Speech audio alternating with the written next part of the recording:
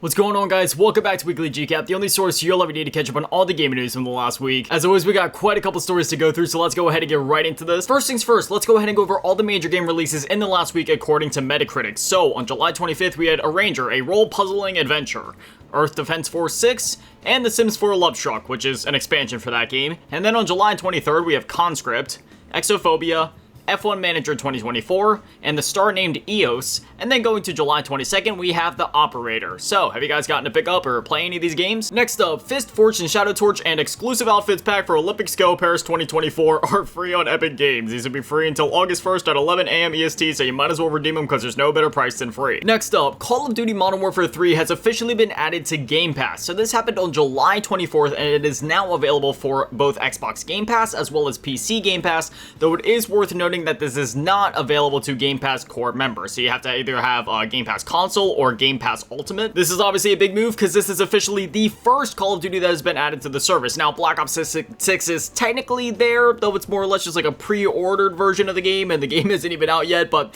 so officially when it comes to games that you can actually play right now, Modern Warfare 3 is the first official one that has been added to the service, and I'm interested to see if this affects the dial in terms of how many subscribers that Game Pass has. And if you think about it, now that Game Pass Ultimate is on the Amazon Fire Stick, that means that you could play Call of Duty on an Amazon Fire Stick. I mean, you know, they've been making big moves, they got Warzone Mobile and all that now, but here we are, Call of Duty Amazon Fire Stick Edition. Next up, a re-release of SNK vs. Capcom SVC Chaos Shadow Drop. So this happened during EVO, and as I just mentioned, they decided to shadow drop the game. Now, this was originally released back in 2003, so this is more or less just like a re-release of the game. It's not like a full-on remake or anything like that, just more or less a re-release, keeping the, soul spirit and just the game as you know it intact. Right now, it is available on PS4, PS5, Nintendo Switch, and PC for $19.99. This one's a classic and a bit of a hidden gem, if I do say so myself. I had it on the original Xbox back in the day, and yeah, this game, it's absolutely incredible. It's a great fun game. Definitely highly recommend it if you haven't played it before, or even if you have. It's a great re-release of the game. Next up, Splitgate 2 was announced. So they put up a trailer, and the description reads, quote, Splitgate 2 will be available on PC, Xbox Series X and S, Xbox One, PS5, and PS4 in 2025.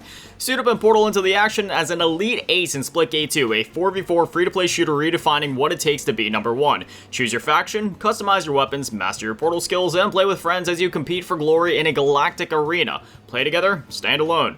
Multiplayer first-person combat and portal hopping movement make a return in Splitgate 2. Splitgate 2 will feature 3 unique factions that grant players the ability to choose and progress based on their preferred gameplay style or competitive strategies, as well as a large variety of arenas, weapons, and modes. End quote. So, unfortunately, there is no official date. We just kind of have the, very wide window of 2025. But I remember having a lot of fun with Splitgate back in, oh gosh, that would have been, what, 2021? Almost like 3 years ago already? Kind of that period before, like, Halo Infinite and Call of Duty and Battlefield 2042 were releasing. I remember that was the game everybody was on. It was just like, alright, this is the FPS that'll hold us over until those games release. And then those games released, and, well, we all know how that went for some of those games. But anyway, yeah, very excited for Splitgate 2. Next up, the Shadows of the Damned Hella Remastered release date was announced. So they put up a trailer, and the description reads, quote, Shadows of the Damned Hella Remastered is coming this Halloween. Pre-orders are go. Releasing on PlayStation 4 and 5, Xbox Series X and S, Xbox One, PC through Steam, and Switch on October 31st, 2024. See you in hell. End quote. So this was an amazing, just absolutely underrated hidden gem back in the day, whatever you want to call it, on the Xbox 360 and the PS3. I remember playing this game and just being like, why, like, how have I not seen more people talking about this? Like, it's just, oh my gosh, even going back to it to this day, because I still have my original copy from back then. It is just so much fun. It has so much charm, so much personality. It's so violent. It's so good. This is one where I definitely say, like, if you haven't played it before, it's already worth the pre-order. Just trust me on that. And hey, even if you're one of those people that doesn't like to pre-order, just wait till it comes out and then just get it then. Just make sure you get your hands on this game somehow. Please don't sleep on this one. It's such a good game. Next up, a demo for Rise of the Rōnin came out 4 months after launch. So this coming from Team Ninja on X. Quote, explore Bakamatsu, Japan in Rise of the Rōnin today. Download and play the free demo and carry your character and progress to the full game. End quote. So for those who don't know, this is a PS5 exclusive that released on March 22nd of this year. And yeah, the game came out 4 months ago. So normally how this goes, right, is you release the demo before the game comes out. You know, maybe like 4 months before the game comes out, maybe a few weeks before, whatever it be. But yeah, so they decided to wait, and now we have the demo. So if you haven't played the game, I mean, I can recommend it if you want to try it. Like, yeah, sure, you know, it's a great game, and as they said, your progress will carry over, so I can recommend it there. It's just interesting release strategy, I suppose. Next up, an official Joy-Con charging stand was announced. Yes, over 7.5 years after the system released. Anyway, this coming from Nintendo of America on X. Quote, Joy-Con charging stand, two-way, a device dedicated to charging Joy-Con controllers, as well as Nintendo Entertainment System controllers for hashtag Nintendo Switch, is releasing October 17th, end quote. So, this isn't even, like, for some reason, they felt the need to have a 3-month run-up to this charging stand releasing, so they announced it, and then gave it 3 months. I mean, okay, so I guess this is a really big deal to them. There's been a lot of speculation as to why they're doing this now, you know, that pertaining to the Nintendo Switch successor, yada, yada, yada. I don't care about the leaks and rumors and all that junk. It's like, it's whatever. It's just on the surface as we know it and as we see it as it is now. Unless they plan on announcing the Switch to before October 17th somehow. And maybe this plays into it as to how this will be relevant in the future going forward, or maybe this is just something that got out there really late, because there is a lot of speculation as to, hey, maybe you won't be able to actually charge the Joy-Con controllers on the new Switch, therefore this accessory it may make things easier or just be outright required, who really knows, but either way, again, 7 years into the Switch's lifespan, it's just interesting to announce it now. Next up, the Chibi-Robo successor, koROBO, was announced. So for those that missed the game Chibi-Robo back in the day, let me tell you, this was a GameCube exclusive that then went on to have a sequel on the 3DS called Chibi-Robo Ziplash. Both of the games were a lot of fun. The original was like a 3D platformer, puzzle platformer of sorts, rather, I should say, and then the sequel was a 2D puzzle platformer on the 3DS. And both were fantastic games, but unfortunately that's all that we've ever seen of Chibi-Robo really in terms of his own outings. But anyway, now we have this spiritual successor being made by some of the original developers of Chibi-Robo called koROBO. So this is coming from Gamatsu, quote, Tiny Wonder Studio, a new game development studio featuring key members from Chibi-Robo series creators Skip Limited, have announced koROBO, a new action-adventure game that follows a pint-sized robot named koROBO and his owner Tom. Kickstarter and Campfire campaigns are coming soon with the goal to launch on modern consoles and PC. And then below that is a massive description of the game, including the plot and characters, but we're just going to read like the basic synopsis at the top for now. So, quote, koROBO is an action-adventure game, follows the story of a pint-sized robot named koROBO and his owner Tom, a young boy who receives koROBO as a gift from his father on his 10th birthday. Players step into the tiny but mighty shoes of koROBO, embarking on a thrilling and heartfelt journey that starts in Tom's room and unfolds into a world-changing adventure, end quote. So I'm really excited for this. Like I said, if you didn't get to play the game back in the day, I'm not gonna say anything. I don't want Nintendo coming after me, but just find a way to play it, okay? Legally, wink wink, nudge nudge. I can also highly recommend the sequel, Chibi-Robo Ziplash. That game was a lot of fun too, but yeah, this, I am so excited for this. I never thought that we'd actually see another Chibi-Robo game, or I mean, it's not actually Chibi-Robo, but you know what I mean, like, even a successor to it, really. So this is really cool to see, and again, they will be launching Kickstarter and Campfire campaigns soon, so I will definitely be contributing to that, because I really want to see this come to life. Next up, a keychain-sized Wii is in development, so I'll go ahead and put some pictures up on screen just so you guys can kind of get an idea for how small this thing really is, but this coming from West Mods on X, quote, at Yvelta Griffin and I have been cooking up something special over the past year or so, and we are now happy to show it off. A Wii console the size of a keychain, CNC'd, anodized, laser marked, and passively cooled. And then if you go over to their website, they have some specs and details listed, so they have it labeled here, planned specs, 60 by 60 by 16 millimeter CNC'd aluminum chassis, passively cooled with laser etched artwork, undervolted Omega trim with Thunderbolt 12-pin magnetic pogo pin connector, MagSafe-like, internal breakout PCB for SD, USB, input protection, and video muxing, dock with USB-C power input, X4 GCC controller ports, composite/component video output, and stereo audio output. And then if you're wondering what X4 GCC means, that just means like 4 GameCube controller ports, 6 acrylic windows with RGB LEDs for peak aesthetics, and a keychain loop, because again, it can literally fit onto your keychain. It's that small. And one more thing, like the GC Nano and Short Stack, Kawaii will be fully open source once it's complete. So yeah, Kawaii is the name of this thing. I saw one funny comment somewhere where somebody was like, this was a missed opportunity to call this thing the Wii chain, which yeah, that would have been perfect, but yeah, this is really, really cool, and once it does get out there, I think I have to pick this one up. I mean, this is one of those things where it's just too cool. It's sort of like that the PS2 Ultra Slim from a couple years ago, and as they mentioned, also like the GC Nano and the Short Stack, and there's been a lot of other devices like this that people have been trying to make lately. I've seen them for all sorts of different retro consoles. Obviously, for some of the older ones, it's easier to actually pull this off, but now that we're getting to that point with technology and just like kind of like homebrew wizardry to where people are doing this stuff just like, you know, from their homes, making these tiny Wiis the size of a keychain. I mean, that is so cool to me. So yeah, I'll definitely support this any way I can and try to get my hands on this, because this is just that's just so cool. Playing Super Mario Galaxy on something that small, could you imagine? Next up, the Halo Paramount Plus series has been canceled. This coming from Eurogamer, quote, Paramount Plus has officially canceled its divisive live-action Halo television series, with the recently broadcast second season set to be its last on the service. Paramount Plus has now confirmed to Variety that its Halo TV show is officially canceled, saying, quote, it will not move forward with a third season on the service. However, it seems there's still a chance the show might live on elsewhere if creators Xbox, Amblin TV, and 343 Industries get their wish. Citing an individual with knowledge of the situation, Variety says all three will now attempt to shop the series around to other outlets, so perhaps don't write the Halo TV show off quite yet. So this is one of those things where, yes, it has been canceled for now, but if it does come back, I don't know if they would necessarily reboot the series because they were already 2 seasons deep, but on the other hand, they were only 2 seasons deep.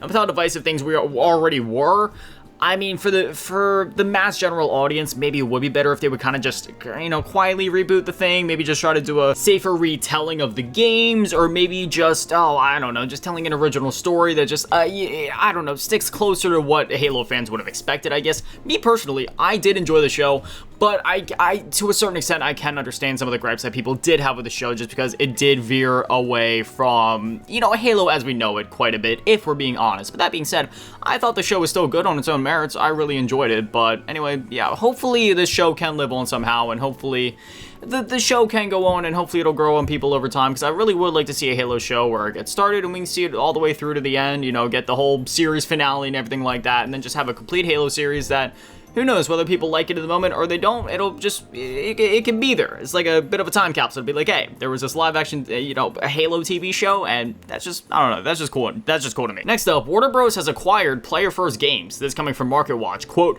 Warner Bros. Games will acquire Player First Games, the company behind Warner Bros. Discovery crossover fighting game Multiverses. The games division of the New York-based media company said Player First would continue to operate under founders Tony Hunia, I don't even know how to say that name, not even going to try, and Chris White, who serve as the company's head and head of technology. H and White will report to Carlos Barbosa, the studio head of Warner Bros. Games San Diego. The value of the deal wasn't disclosed. Quote, we have worked with Player First Games over several years to create and launch Multiverses, and we are very pleased to welcome this talented team to Warner Bros. Games, said David Haddad, president of Warner Bros. Games, end quote. So this is one of those acquisitions that actually makes sense in the gaming industry. You figure you know, the thing that Player First Games is focused on right now is maintaining the live service that is Multiverses. And when you factor in all the different licenses that they've had to go to WB for, yeah, it makes sense for them to just acquire them, just so then it's one of those things where they don't have to necessarily worry about coughing up the money to, you know, get the licenses for these characters, or just worry about things down the line. It's one of those things where Warner Bros. Just owns Multiverses, they own the company, and it's much more of a streamlined process to get new characters in the game and to just keep the game running in general. So this is, again, one of those acquisitions where I can say, okay, this actually makes sense. Next up, Humble Games has laid off its entire staff. This coming from Forbes, quote, Humble Games, the indie publisher operating under the Humble Bundle marquee owned by Ziff Davis and operated under its IGN Entertainment subsidiary, has reportedly laid off all 36 employees just days after its most recent release, Bo Path of the Teal Lotus. And then Humble Games on X made a public statement just regarding the whole situation, saying, quote, in these challenging economic times for indie game publishing, Humble Games has made the difficult but necessary decision to restructure our operations. This decision was not made lightly and involved much deliberation and careful thought, with the goal of ensuring the stability and support of our developers and ongoing projects. Additionally, the restructuring of operations at Humble Games will have no impact on operations at Humble Bundle.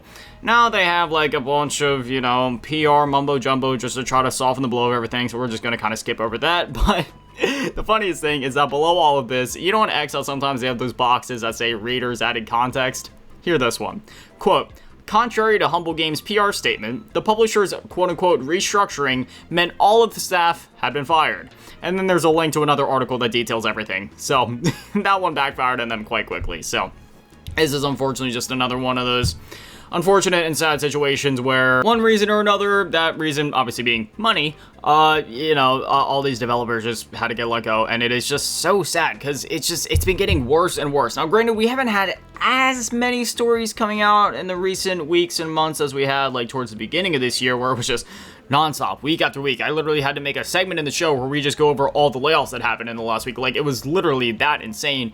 But it's still, I mean, it's just unfortunate because it's happening at such a rate like this, to a point of where every, employee at Humble Games has been laid off. Even if it was only 36 employees, which may not sound like a lot compared to some of the other things, that was still every single employee that worked there. And this is just an indie studio. So really, all I can say about this is I am wishing and praying and hoping for nothing but the absolute best to all of those that were affected by these layoffs. And hopefully you guys are able to find new work soon. This is one of the very troubling things about acquisitions and consolidation, because once this happens, whether it comes to redundancies in the positions at these places or just money cutting efforts, or cost cutting efforts rather, this is just what it leads to, right? Just, the little guys losing their jobs and the big guys, again, just cutting costs so then they can make their wallets even fatter, as if they aren't fat enough. Like, I'll never understand it, but yeah. Next up, Ubisoft has issued an apology for Assassin's Creed Shadows. So just in case you're unaware, basically there's been a whole lot of controversy because one of the main protagonists in Assassin's Creed Shadows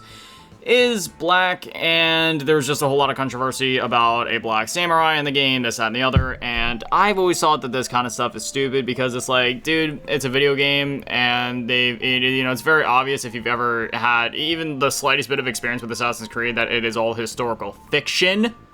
Fiction, meaning not real, meaning fake. Furthermore, it's a video game, shut up, who cares, nobody asked you, don't like it, go do something else. Anyway, we're not going to read through the entire thing because it is like 4 things long, or like 4 pictures, 4 pages, whatever you want to call it, but we will kind of read on some of the bullet points here. So, starting here towards the bottom of the first picture, since the announcement of AC Shadows, we have received many positive reactions, but also some criticism, including from you, our Japanese players. We share your passion for history and deeply respect your care for the historical and cultural integrity of your rich heritage. We would like to address a few points to clarify our intentions and creative decisions. Overall authenticity efforts, we have put significant effort into ensuring an immersive and respectful representation of feudal Japan. However, our intention has never been to present any of our Assassin's Creed games, including AC Shadows, as factual representations of history or historical characters. Instead, we aim to spark curiosity and encourage players to explore and learn more about the historical settings we get inspired by. AC Shadows is first and foremost designed to be an entertaining video game that tells a compelling historical fiction set in feudal Japan. Our team extensively collaborated with external consultants, historians, researchers, and internal teams at Ubisoft Japan to inform our creative decisions.